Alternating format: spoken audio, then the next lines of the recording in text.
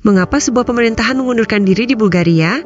Bagaimana proposal anggaran, berminggu-minggu aksi protes, dan kemarahan masyarakat yang terakumulasi selama bertahun-tahun bisa mengubah nasib politik suatu negara? Apa puluhan ribu orang yang turun ke jalan hanya memiliki kekhawatiran ekonomi? Ataukah pengunduran diri ini merupakan hasil dari krisis kepercayaan yang jauh lebih dalam? Inilah kisah langkah demi langkah dan semakin mendalam dari proses yang membawa pemerintah Bulgaria untuk mundur. Peristiwa ini tidak dianggap sebagai titik balik yang tiba-tiba. Sebaliknya, pengunduran diri pemerintah Bulgaria muncul sebagai hasil tak terelakkan dari akumulasi lama ketidakpercayaan politik dan persepsi korupsi. Dalam beberapa tahun terakhir, Bulgaria seringkali menghadapi krisis pemerintahan, membentuk koalisi yang berumur pendek, dan pemilu dini telah melemahkan stabilitas politik. Oleh karena itu, banyak pengamat menganggap perkembangan ini sebagai kelanjutan dari ketidakstabilan yang sedang berlangsung. Sebagian besar masyarakat percaya bahwa institusi negara telah menjauh dari transparansi. Elit politik melindungi kepentingan mereka sendiri dan tuduhan korupsi tidak ditangani atau tidak pernah diselidiki. Persepsi ini cukup kuat untuk berubah menjadi gerakan sosial besar hanya dengan pemicu kecil. Pemicu itu adalah proposal anggaran pemerintah tahun 2026,0. Proposal tersebut termasuk kenaikan pajak, kenaikan iuran jaminan sosial, dan regulasi belanja publik yang tidak menguntungkan masyarakat. Tetapi alasan utama reaksi bukan hanya beban ekonomi. Bagian besar masyarakat menafsirkan anggaran ini sebagai pemerintah meminta rakyat untuk berkorban tanpa benar-benar memerangi korupsi. Ide bahwa yang harus berhemat bukanlah rakyat, melainkan negara itu sendiri, segera menyebar ke jalanan. Apa yang dimulai sebagai demonstrasi anti-anggaran, segera berubah menjadi protes massal yang menyebar ke seluruh negeri dalam beberapa hari. Di banyak kota besar, terutama Sofia, puluhan ribu orang memenuhi jalan. Protes berlangsung selama berminggu-minggu, dengan profil peserta yang semakin luas. Mahasiswa, pekerja kelas menengah, pensiunan, dan pemilik usaha kecil berkumpul di alun-alun yang sama.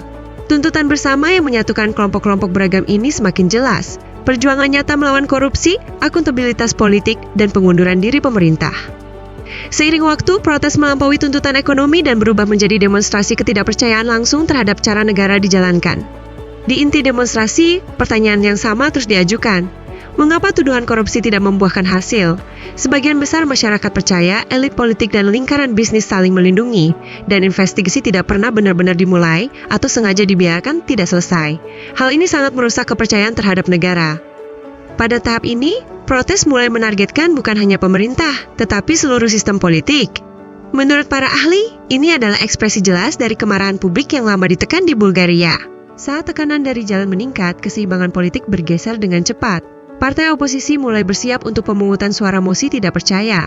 Situasi di parlemen mulai berbalik melawan pemerintah. Perdana Menteri Rosen Zeliaskov hanya punya dua pilihan, mengikuti pemungutan suara yang kemungkinan besar akan kalah, atau mengundurkan diri sebelum krisis semakin dalam.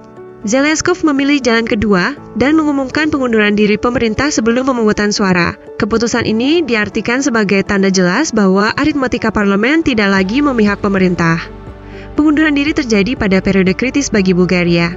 Negara ini sedang mempersiapkan diri untuk bergabung dengan zona euro pada 1 Januari 2026,0. Pengunduran diri pemerintah tidak secara resmi menghentikan proses ini, tetapi membawa risiko seperti penundaan reformasi, meningkatnya ketidakpastian ekonomi, dan kerusakan kepercayaan politik di mata Uni Eropa. Sementara institusi Uni Eropa mengawasi proses dengan hati-hati, harapan untuk Bulgaria jelas, solusi politik yang kuat dan cepat yang memberikan stabilitas dan legitimasi demokratis. Setelah pengunduran diri diterima, kabinet saat ini tetap bertugas sebagai pemerintahan sementara. Presiden memulai pembicaraan dengan partai-partai politik untuk membentuk pemerintahan baru. Namun, lanskap politik sangat terfragmentasi. Pemilu dini dianggap sangat mungkin terjadi jika koalisi yang kuat dan tahan lama tidak dapat terbentuk. Ketidakpastian ini menyebabkan pasar dan investor menunggu dengan hati-hati dalam jangka pendek.